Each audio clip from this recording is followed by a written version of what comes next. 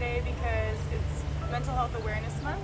When I was 15, I started experiencing symptoms of depression and mania from bipolar disorder. It took a while for me to decide that I needed to get stable because of the stigma in society and because I was ashamed. I felt like it was something that was wrong with me that I could control and maybe change.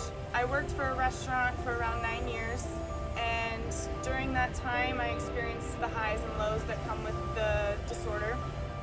And there were times where I would be taking orders outside. I wouldn't be able to concentrate, which was a big part of my big symptom of my depression.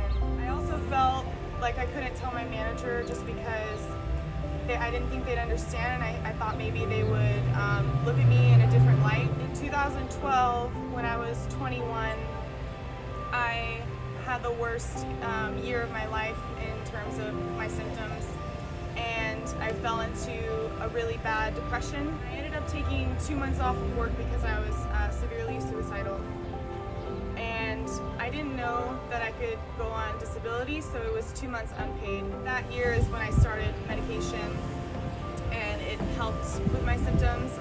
And it took a few more years to get to where I'm at today, but it really saved my life. And if you're struggling, if you're going through any symptoms of mental health disorders, I would encourage you to do some research maybe to see if you have the symptoms. I would encourage you to talk about it, even though it's hard, to tell your manager.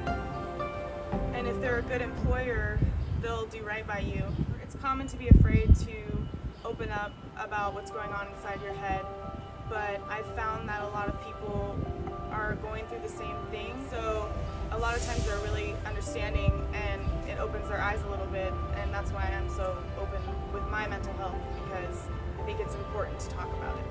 It's easy to judge people. We don't know what our coworkers are going through, and we should be gentle with them and treat them as if they do matter and we do value them. So I would encourage everyone to do research on the different types of mental health disorders.